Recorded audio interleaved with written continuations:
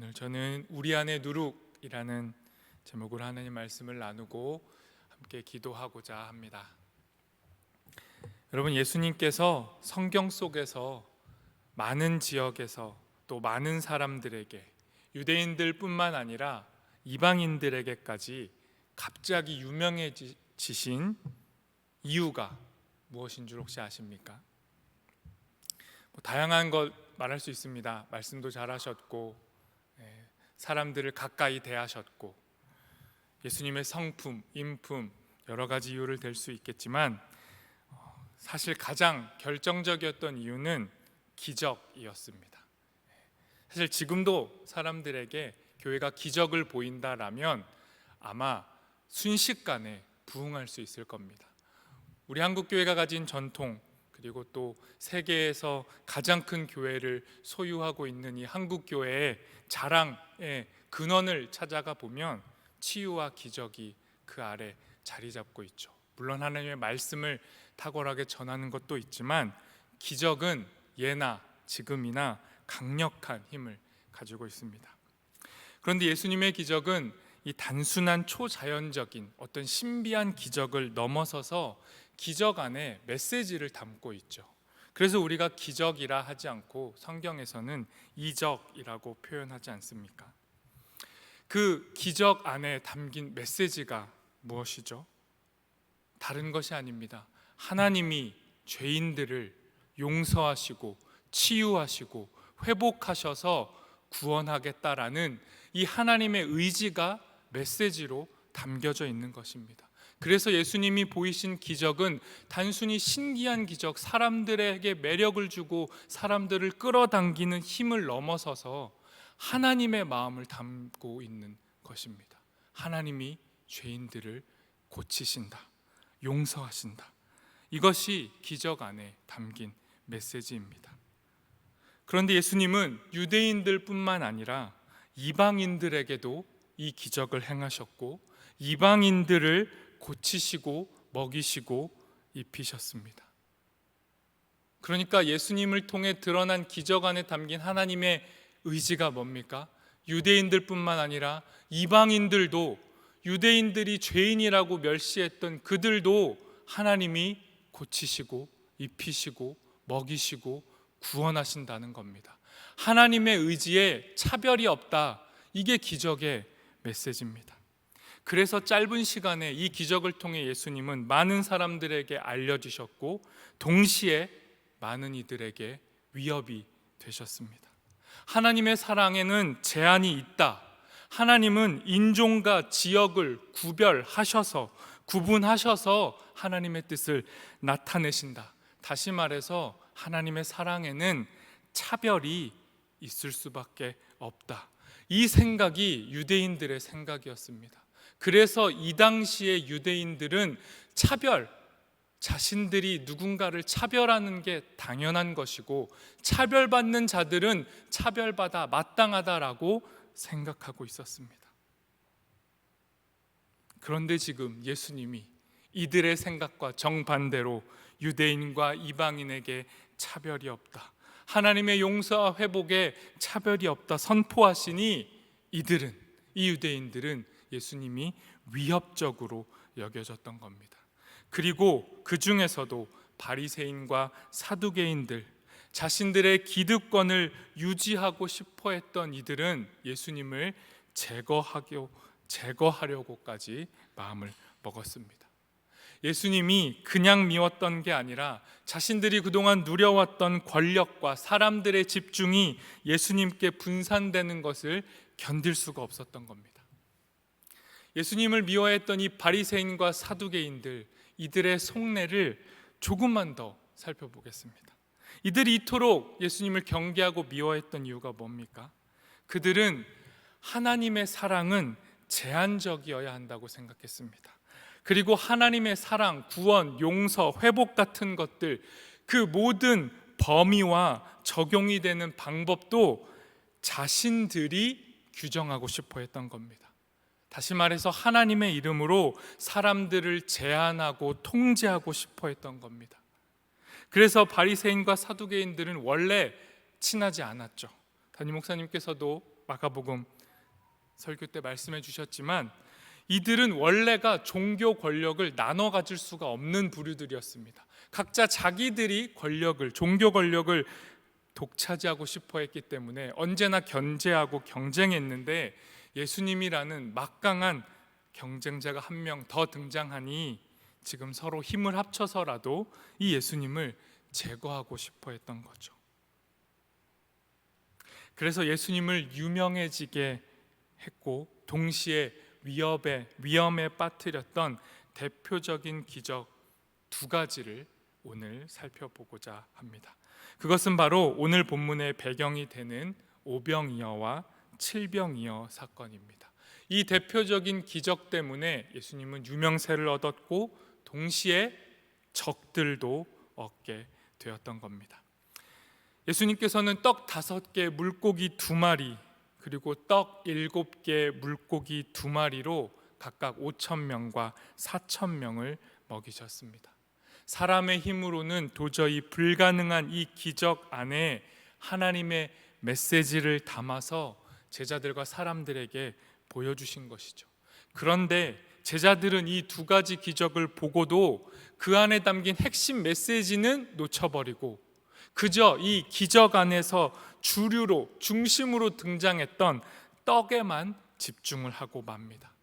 사람은 결코 떡으로만 살지 않고 하나님의 말씀으로 사는 존재다라는 이 핵심 메시지를 제자들은 아직도 깨닫지 못하고 있었던 겁니다. 그렇게 떡 자체에 집중하고 있는 제자들에게 예수님께서 오늘의 본문 6절에서 이렇게 말씀하십니다. 예수께서 이르시되 삼가 바리새인과 사두개인들의 누룩을 주의하라 하시니. 먹고 사는 문제, 떡 그 자체는 매우 중요합니다. 그런데 그 떡보다 제자들 안에 교묘하게 퍼져 있는 하나님 나라에 대한 오해, 하나님에 대한 오해, 자신의 욕심과 신앙을 혼동하고 있는 그 잘못된 사고방식, 누룩처럼 퍼져 있는 이 그릇된 신앙을 예수님은 더 위험하다라고 말씀한 겁니다.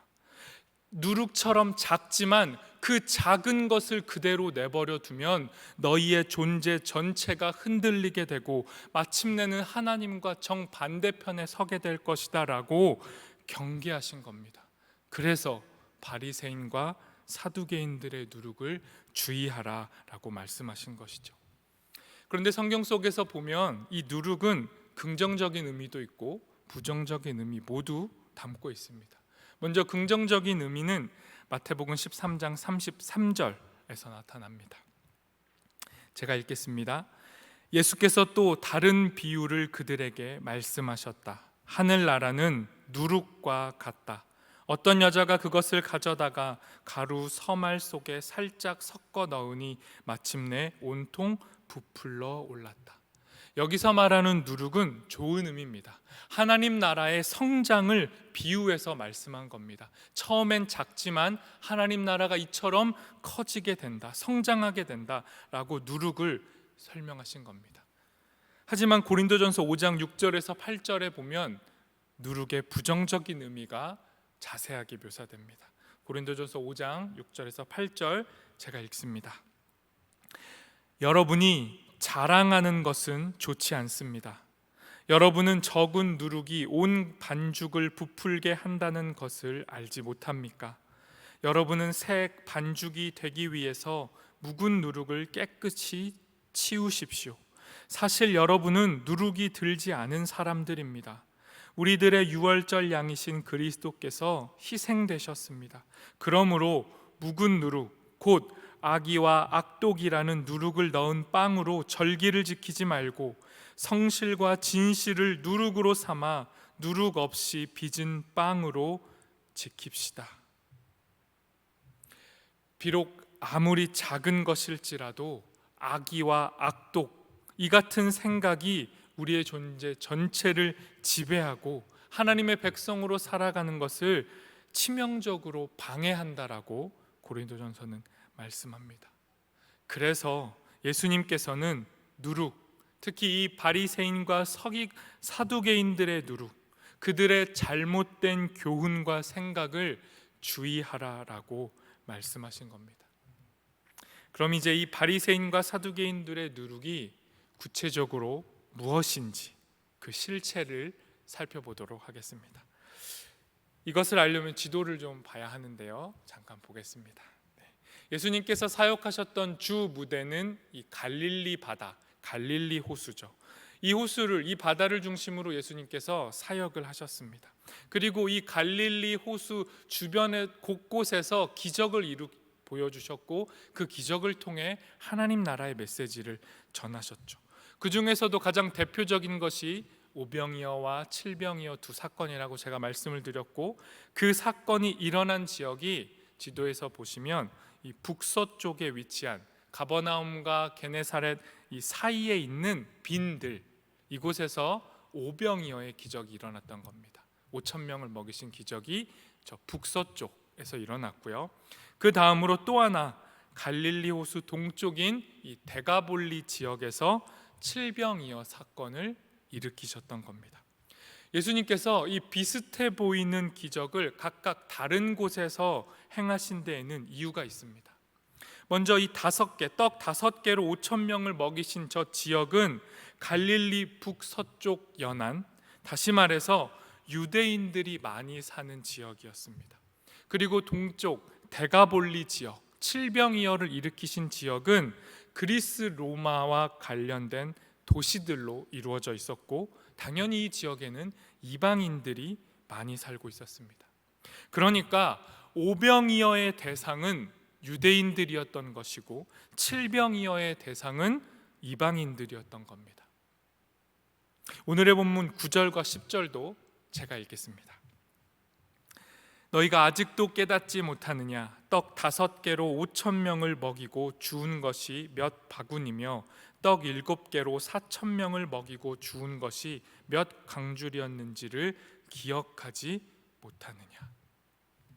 5천 명과 4천 명을 먹이시고 각각 남은 그 음식을 담은 바구니의 숫자가 오늘 본문에 나와 있지 않지만 오병이어에서는 12바구니가 남았고 칠병이어에서는 7개가 남았습니다. 이 남은 바구니의 숫자 역시 유대인과 이방인을 상징하는 겁니다. 12이라는 숫자는 12지파 이스라엘 민족을 상징하고, 7이라는 숫자는 이방 족속을 의미했던 것입니다.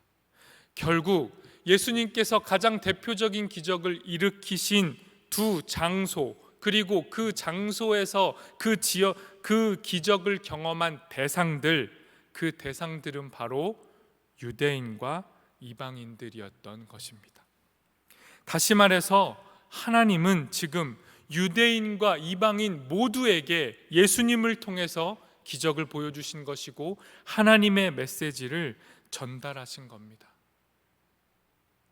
유대인들만 이 기적을 보고도 하나님을 오해하고 있었던 것이죠.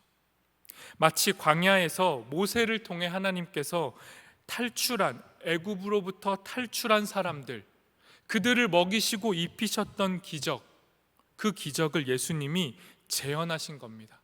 그런데 여러분, 모세가 하늘에서 만나와 메추라기를 통해서 먹인 그 대상이 누구죠? 탈출한 이스라엘 사람만 먹였습니까? 그렇지 않습니다. 탈출한 히브리인들, 이 유대인들의 조상이 되는 히브리인들과 함께 이 당시에 노예로 살아갔던 이방인들 모두를 먹이고 입히셨던 겁니다. 다시 말해서 하나님의 본 뜻은 아브라함을 통해서 시작하셨을 그때부터 유대인들만을 향하여 있지 않고 모든 민족, 모든 사람들을 향해 있었습니다. 아브라함에게 분명히 약속하셨습니다. 아브라함아, 너를 통해 내가 모든 민족의 아버지로 너를 만들어주겠다. 모든 민족이 너를 통해 복을 경험할 것이다 말씀하셨고, 모세를 통해서도 이방인과 히브리인들 모두를 구원하셨습니다. 그렇게 예수님이 오시기 전까지 하나님은 아브라함을 통해서도, 모세를 통해서도, 수많은 선지자들을 통해서도 하나님은 유대인들만의 하나님이 결코 아니다, 모든 민족을 용서하고 사랑하고픈 하나님이다라고 말씀하셨습니다. 그런데 예수님 당시에 유대인들, 하나님을 가장 사랑한다라고 자부했던 사람들, 예수님 당시에 성경을 가장 많이 가까이 두고 살았던 그 사람들이 하나님의 뜻을 철저하게 오해했고 왜곡했습니다.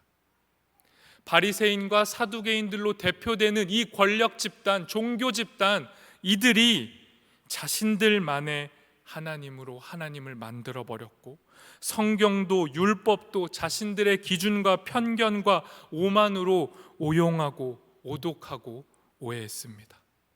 내 편과 네 편을 갈라치기 했고, 하나님을 자신들의 방법으로 소유할 수 있다고 착각했습니다. 이것이 바로 유대인들의 교만이자 죄악이었고, 바리새인과 사두개인들의 누룩의 정체였습니다. 유대인과 이방인 모두를 똑같은 방법으로 먹이고 입히시는 분이 우리 하나님이십니다.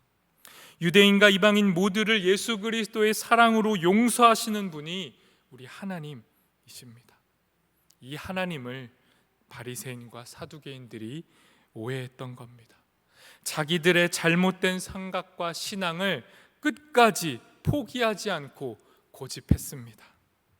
자신들과 유사한 사람들로만 하나님 나라를 구성하려고 했고, 자기들끼리 천국을 독차지하려고 했습니다.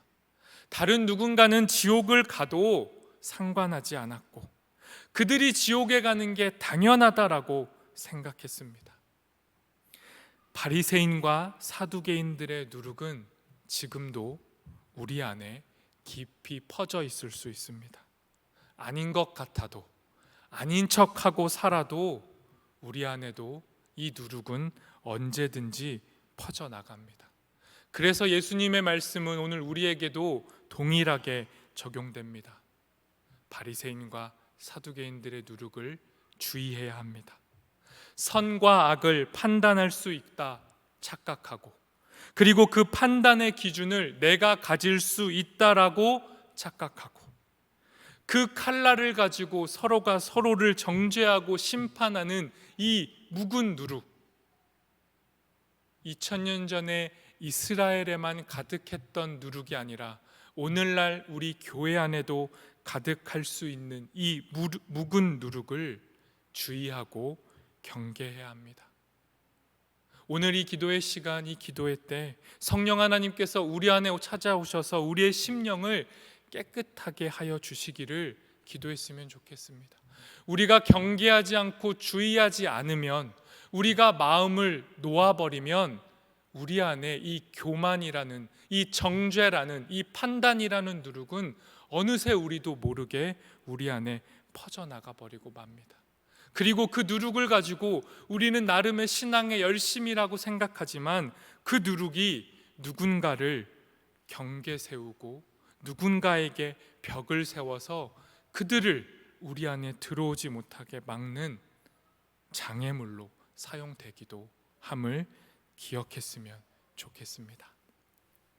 제가 청년부를 담당하고 있는데요, 제 안에도 요즘 이 누룩이 내 안에 깊이 자리 잡고 있다라는 것을 문득 경험하게 될 때가 있습니다. 저희 청년부 안에 감사하게도 요즘 새가족, 새청년들이 많이 들어오게 되는데요, 그들이 와서 교회 분위기, 또 청년부의 새로운 분위기를 만들어내는 것에 제가 너무 설레고 너무 감사해서, 사실 어쩔 때는 기존에 있던 청년들보다 그들에게 더 마음을 쏟고 집중할 때가 있습니다. 그런데 어느 날 문득 또 모순되게도 그들이 청년부 안에 깊이 들어오게 될 때, 그들이 불쑥 제 생각보다 빠르게 청년부 안에 적응하고 들어오려고 할 때 제 안에 그들을 향한 멈춰서는 경향들이 있음을 발견했습니다. 이거 너무 빠른 거 아닌가? 이 정도까지는 아직 아닌 것 아닌가? 뭔가 제한을 둬야 하는 건 아닌가? 제 스스로 검열하고 있는 모습을 발견하게 되었습니다. 물론 그들이 순서에 맞춰서 우리 교회 안에 잘 정착할 수 있도록, 정말 알맞게 연착륙할 수 있도록 안내해주고 도와주는 것은 너무도 필요합니다. 하지만 동시에 그들의 그 새로움을 경계하고 있는 우리 안에 있는 생각들, 제 안에 자리 잡고 있는 그 누룩 같은 마음들을 분명히 경계해야겠다라고 다짐하게 되었습니다. 오늘의 말씀을 가지고 우리의 삶도 점검했으면 좋겠습니다. 우리 안에 각자가 가지고 있는 저마다의 누룩 경계하시면서, 오늘 솔직하게 하나님 앞에 그것을 인정하시면서 성령의 빛으로 그 누룩을 보여주셔서 그 누룩이 제거되는 역사를 경험할 수 있는 그런 밤이 되었으면 좋겠습니다. 우리 시간 함께 찬양하고 기도하도록 하겠습니다.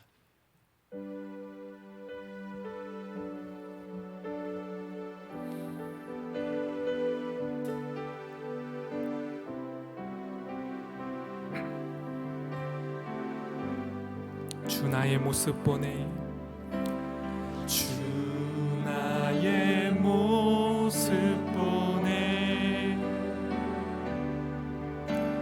상한 나의 맘 보시네. 주 나의 눈물 안에, 주 나의 눈물 안에 홀로 울던 맘 아시네. 주 사랑 내게 있네, 주 사랑 내게 있네. 그 사랑이 날 채우네. 주 은혜 내게 있네, 주 은혜 내게 있네. 그 은혜로 날 세우네. 세상 소망,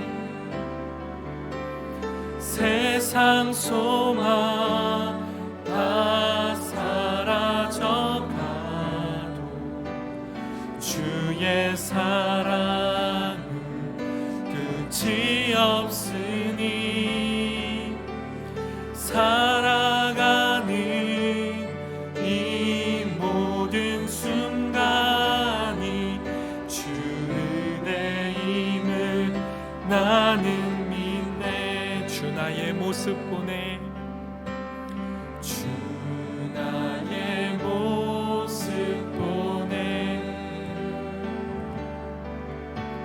상한 나의 마음 보시네. 주 나의 눈물 안에 홀로 울던 맘 아시네. 주 사랑 내게 있네, 주 사랑 내게 있네. 그 사랑이 날 채우네. 주 은혜 내게 있네. 그 은혜로 날 세우네. 세상 소망 다 사라져가도, 세상 소망 다 사라져가도 주의 사랑은 끝이 없으니